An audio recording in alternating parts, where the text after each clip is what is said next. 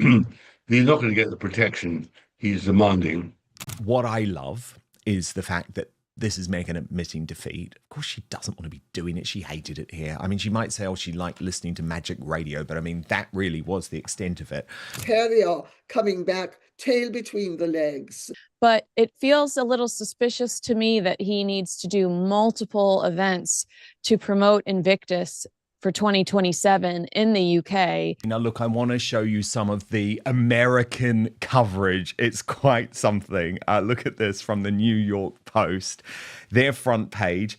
Our long national nightmare is over. Harry and Meghan returning to the UK after failing to take the colonies. What fascinates me most about this whole saga is how it exposes a missing piece of the puzzle defeat. Of course, no one wants to admit it, especially Meghan. She absolutely dreaded being stuck in this situation. She hated every moment of it. Sure, she might say she enjoyed tuning into magic radio to pass the time, but really, that was about the only bright spot in an otherwise grim experience. Now, shift your attention to the American side of the story. The coverage over there is nothing short of remarkable. Take a look at this headline from the New York Post. Their entire front page screams, "Our long national nightmare is over." It's referring to Harry and Meghan's return to the UK, framed as a retreat after their attempt to carve out a new life away from the crown didn't quite pan out. But here's where things get intriguing. Harry and Meghan's team have been working behind the scenes, briefing Sarah Nathan, the editor-at-large, who, by the way, is British, and handles the book section for Page 6. They're spinning a tale about why the couple is heading back now. Ladies, it's pure PR, all carefully crafted messaging, but it does offer us a glimpse into what they want the public to believe. According to their narrative. But what's interesting is Harry and Meghan's team have briefed Sarah Nathan, the editor-at-large. She's British, by the way. She works for Page 6, claiming to reveal the real reason that they are coming back. Now, ladies, see, it's all spin, but it is worth just looking at what Harry and Meghan's team are saying, because the claim is that it is because they want to be closer to King Charles and ensure their children build relationships with family. It's not just the king whom the Sussexes desire to be closer to.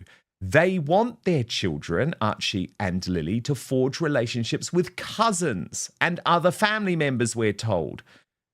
A source in the know. So this is direct. Just trust me, this is direct from Team Sussex. They have so many friends and family in the UK whom they remain so close to.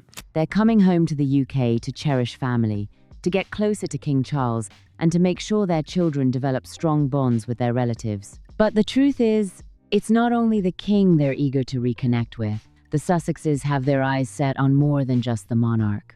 They want their kids, Archie and Lily, to grow up with real connections, to build bonds on their own terms. The story holds together: a dad who's struggling with his health, 2 children who deserve a stable family life, and a couple who've decided that 6 years apart is more than enough time away. Enough. Each piece of this feels like the kind of heartfelt truth you want to believe in. Yet, there's a missing puzzle piece: the date. Not just an approximate season or some vague hope of spending more time in the UK, but a concrete, scheduled arrival, one already shared with the media: September. And that September trip, it's not just a casual visit. It comes with its own official mission, announced separately and addressed distinctly. It's about charity work, specifically Well Child, an organization he's been a patron of for years, one he's genuinely shown up for in the past. And then there's Invictus, a cause he created from scratch. Harry is only coming back because he's got nothing to do in California. He's coming back because he's trying desperately to somehow rebuild a life here. It isn't going to work. Not only has he got nowhere to live, but these charities, the Well Child, it's all that's piffling. It's nothing in terms of the real charities. And in Invictus, he's got no important. He can do everything on the telephone or on the Zoom. He doesn't need to be back. No, this is Harry desperately trying to find and build a new life in Britain. And plans to bring to Birmingham in 2027. When framed this way, there's no need to invent reasons why Harry might be coming to Britain. But here's the catch. That explanation paints a picture of a man who, in reality, has never existed.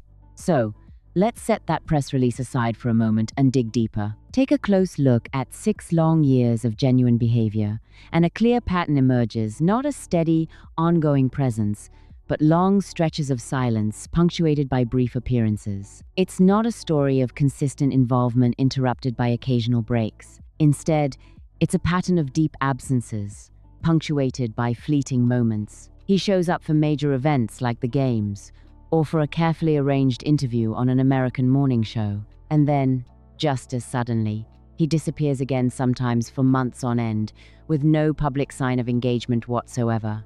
No. I think you're completely right. And it's fascinating. But Lady C, we know that finances are a big issue too.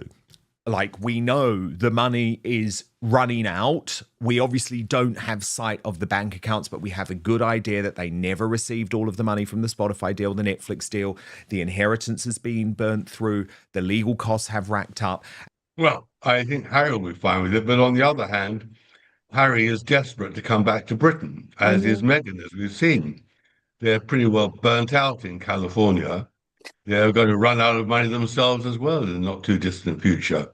So whether they really want to side with the Spencers against the father, King Charles, remains to be seen. An American host who has meticulously tracked every single one of these appearances over the years was the first to notice something unusual when the schedule for September was released. That's when the first real crack appeared, subtle but significant, a scheduling oddity that at first glance might seem like nothing more than a coincidence, no hard evidence, just a whisper of suspicion. But for a seasoned biographer, someone who's spent over a decade living and breathing the dynamics of this family, that tiny crack was a door wide open. Tom Bower, a writer with 3 books dedicated to the Windsors, has uncovered details others didn't dare to share. He was the first to expose the story of Harry approaching his uncle with the idea of taking the Spencer name and flatly being rejected. Bower isn't one to deal in hypotheticals or delicate phrasing. When asked why a man,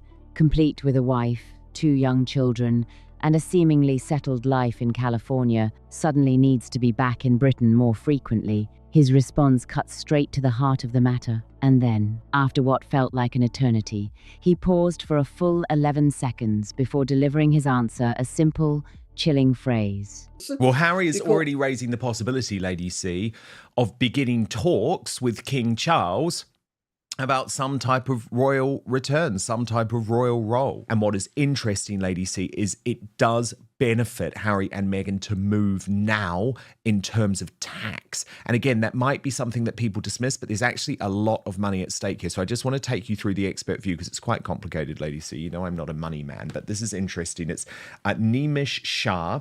He is the chief executive of the London tax and advisory firm Blick Rothenberg. Nothing to do. That brief, unemotional declaration summed up the entire diagnosis, spoken with such finality it sent a shiver down anyone's spine. But it was the very next sentence that gave this video its title, because the biographer didn't stop at just exploring motive.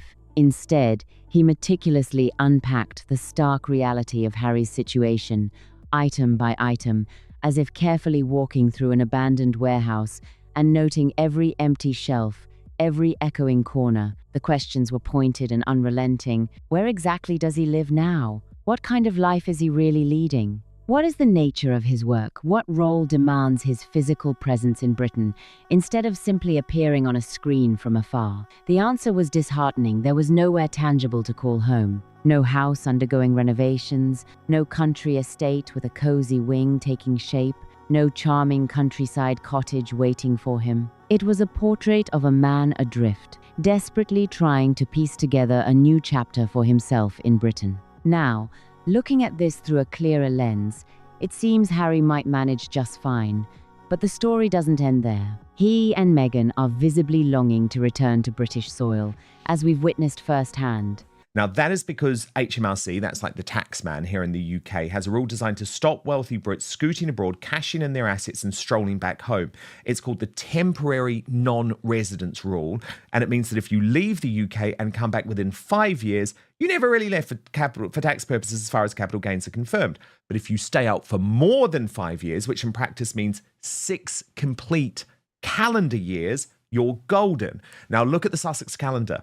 They left in March 2020, just before the tax year ended on the 5th of April. They have now been non-resident for, surprise, the requisite 6 full tax years from 2020-21 to 25-26 and returning in August 26, a few months into the 7th. If income was cleverly structured as shares, that money is now safely beyond HMRC's 24% rate of capital gains tax reach. So, Lady C, it does make some financial sense. Their time in California has left them exhausted and drained, both emotionally and financially. Money isn't infinite, and the pressure to find sustainable footing grows heavier by the day. So the question lingers, will they truly align themselves with the Spencers, or will there be another path waiting just beyond the horizon? The question of when Prince Harry and Meghan Markle will reunite with King Charles, their father, remains unsettled, and surprisingly, the timeline reveals something quite unexpected. From 2020 to 21 through to 2025 to 26, every single tax year passed 6 full years before the announcement about their planned return to the UK was even made. In fact, by the time those removal vans were spotted and the press was briefed, the 7th tax year was already in motion. This isn't speculation, it's plain as day when you look closely at the facts. Harry and Meghan didn't base their plans around family events or emergencies. They keyed their decisions to a tax calendar, not a family one. Say what you will, that's clever thinking. That's clever moving. And I mean, you can't really knock them for being so clever. I think in a funny sort of way, you have to admire them for being so clever. Think of the uncles and aunts. Exactly what family are the Sussexes speaking about? Lord Spencer doesn't have a family. My children run across his children socially all the time. They don't speak to their father. I mean, give me a break. What family? The proof wasn't hidden in some secret vault. It was openly documented, tucked away in the brief note of a specialist's assessment and a publicly accessible diary anyone could check. Even the harshest critics, those who rarely give the couple any credit, had to acknowledge here that their reasoning didn't add up. A father's health doesn't magically worsen based on tax deadlines. Cousins don't suddenly become available just within a certain financial quarter. The reasons Harry and Meghan cited for waiting were equally valid in 2024 when the diagnosis was made, just as relevant in 2025, and still true earlier this year in the spring. So, what shifted in August 2026? The answer? It wasn't the family at all. The family narrative was simply a convenient cover story masking something else entirely. The moment you start probing which family members were genuinely waiting, the carefully crafted cover story starts to crumble. I think we need to remember that it's not only William and Catherine who want to have little or nothing to do with Harry and Meghan, especially Meghan. It's also the Queen. The King himself has wanted to have very limited contact with them, and more so with his son than with his daughter-in-law. But he's not exactly been embracing either Harry or Meghan. I have my own family. He wasn't talking about Charles and Catherine after their cancer diagnosis. He was saying he didn't even view them as part of his family anymore. It's not just an abstract family. These are cousins, aunts, uncles, each with their own tangled histories and deep emotions. Picture the uncle whose own children have distanced themselves entirely, refusing to communicate. Then there are relatives on the father's side, countless aunts and uncles who have spent 6 long years watching themselves dissected again in memoirs, and even a full-blown documentary series. And looming above all of them, the figure who was placed at the center of the briefing as the main cause of the strife, the king himself. He's the one who has kept the widest berth of them all, a distance not born yesterday, but one rooted deeply in time. To understand why, you need to see a piece of footage from 2 years ago, a rare glimpse that explains so much. Come early 2024, the family faced a devastating double blow. A pair of cancer diagnoses arrived within weeks of each other. The King and the Princess of Wales, a couple just 42 years old and raising 3 young children, were suddenly at the heart of a crisis that no one could ignore. Regardless of personal opinions about these individuals, that kind of news reshapes a family's entire universe in an instant, forcing everyone to reevaluate their priorities and alliances during this turbulent time. And didn't care. And didn't care. It was a matter of total indifference to him what happened to them. They weren't his family anymore. He had his own 2 children and his wife. And yeah, absolutely. I mean, totally cold and heartless.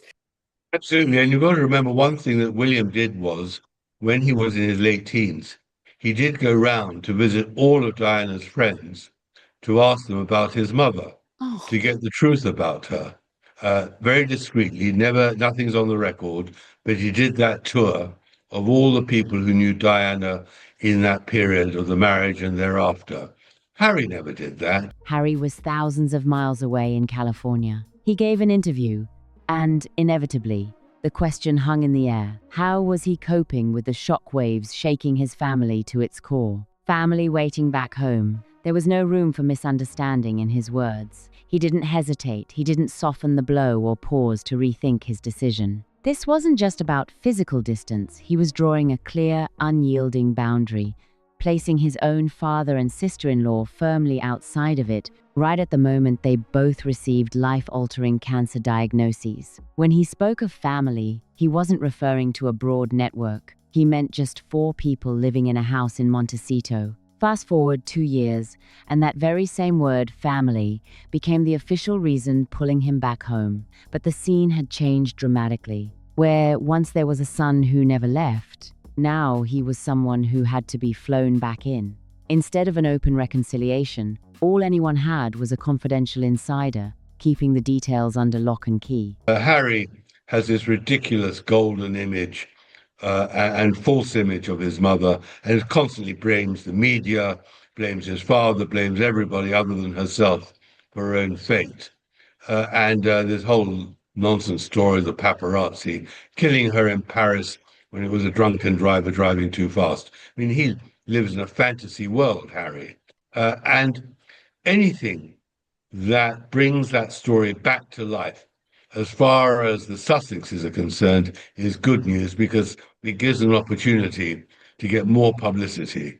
That's what they want. They want to be back in the news. They can't stand being out of the spotlight. The strong, unbreakable unit he once called family had been reduced to a carefully guarded briefing. And the truth that cuts deepest isn't about a stranger, it's about the only other person left alive who shared his painful childhood. On that very same night, as teenagers navigating heartbreak and loss, those 2 siblings took utterly different paths back to the same mother. One slipped away quietly, choosing to find solace and answers in the circle of those who truly understood, while the other's journey was marked by silence and distance. The contrast between them was striking, setting the stage for a story filled with tension, sadness, and a desperate search for connection. She was never officially recognized. No interview was ever recorded for public knowledge, never sold, and certainly never featured in any documentary. Yet, the other interview, the one obtained through questionable means, was the very one his brother publicly denounced. Well, Dan, I don't actually agree with you. I think the king is in a very difficult position. And I think the king is very aware of the fact that Harry and Meghan are dangerous and need to be played carefully. And don't think for a second, Dan, that the king, the queen, William or Catherine or Anne or Edward or Sophie or any of the others will have forgiven or forgotten about any of this. Because I know that a lot of people would like to believe that the family is a lot softer than it is. It's not. And anybody who knows about the 12-step program will know that the way they've been dealing with it is let go and let God, and basically give the buggers enough rope to hang themselves with, and they will. Standing firm at a microphone, insisting it should never see the light of day again. Despite that, it was broadcast worldwide on a major streaming platform, exposing the rawness of the story to millions. That same man, the one who allowed this betrayal, is now petitioning for a role, and there's a particular vow he made as he left the country that is now coming under intense scrutiny given the way he is re-entering it. To truly grasp why none of this seems to faze him, you have to dive deep into the narrative he's built around himself, not the actual facts, but the version he clings to. In his telling, there is an untouchable mother, portrayed as faultless and pure, a ruthless media whose relentless coverage destroyed her, a father who, in his eyes, failed utterly, and a son himself, the sole remaining bearer of truth amid the chaos. This story demands very little accountability from him. When a biographer finally dissected his version, the judgment was blunt, calling it a fantasy world. Though harsh, the phrase fits perfectly, because the most baffling piece of this entire story: no security, no security. All the demands are no longer met. Where's the apology? I mean, Harry and Meghan said they would never return to the United Kingdom without an apology from the King and the Queen and from William. So I think there's going to be a marvelous sight of this couple descending into, as I've always predicted, the fall. The fall is going to be the great story of the Sussexes, and how it unravels is going to be fascinating, because there's only one way this is going, and that's badly for them. Is why this couple seems drawn to the very environment that has caused them the most harm time and time again. They step foot into a country that, quietly but diligently, has been bracing itself for this exact moment. Behind the grand walls of the palace, no one utters a single word about their arrival. But that silence isn't born from confusion or surprise. It's a practiced form of restraint, the same cold, calculated calm that was employed when that explosive memoir first hit the shelves. Back then, the official stance was clear: no comment, no drama, just measured silence. And, remarkably, it worked. That measured approach, carefully maintained, subtly shapes the narrative beneath every hopeful headline speculating about a fresh start, a reunion, or whether 6 years is long enough to forgive and forget. But those who have followed this family's story, the closest, know better. They understand the truth hidden beneath the surface. This idea that time alone can heal all wounds is simply not how this chapter was written. 6 years ago, this couple set their own terms. Returning was never just a casual decision. It was contingent upon one non-negotiable condition: a sincere apology, not just from the King and the Queen, but also from the brother who played an undeniable role in the fallout. Fast forward to today, and here they are, back on native soil. Yet the silence on the apology front remains unbroken. No statement, no remorse, no olive branch from any of the three key figures. None ever came before, and none is expected now. Last time they left with an entourage, a security team, and a list of hard demands, protecting themselves and setting their boundaries. This time, they arrive empty-handed, stripped of those protections, without any formal conditions. And that stark contrast, what it signifies, what it promises, and what it foreshadows, this is the real crux of the story. This is what truly matters. Here's the truth, beneath all the headlines and speculation. He has absolutely no say in where he can settle down, simply because there isn't a single place available to him. His choice of protection? That's not his to make either. It's decided by a committee that has already turned him down twice, leaving no room for negotiation. The date of his move? Not up to him, it's set by an accountant, a decision driven by cold numbers rather than personal preference. And when it comes to the story itself, he no longer controls the narrative. What once might have been a tale woven with emotion and personal meaning has now been reduced to cold, hard arithmetic facts and figures. Anyone watching closely can verify for themselves. Harry and Meghan didn't return home out of a longing for family reunion or a desire to reconcile. They returned precisely when the rules of 6 full tax years allowed them to. Everything clicked into place based on calculations and deadlines, not sentiment. So here's the one question left that only those who've followed this entire journey can truly answer. They publicly declared they would never set foot back in Britain unless they received an apology from 3 specific people. So, I want to hear from you. Who do you think, if anyone, will be the first to offer that apology? Is it the King, the Queen, or his brother? And if you believe none of them will ever apologize, what does that say about the whole saga of the past 6 years? If you're curious about what actually awaits him as September approaches, don't miss the next video. It breaks down the security ruling line by line and reveals the crucial part that makes it absolutely clear the decision cannot be challenged again. This story doesn't just end here. There's a chapter ahead that promises even more revelations, and you won't want to miss a second of it. If you found this deep dive insightful, be sure to hit the like button, subscribe for more exclusive updates, share this video with your friends, and drop your thoughts in the comments. We want to hear your take on who might finally break the silence. Thanks for watching, and stay tuned for what's coming next.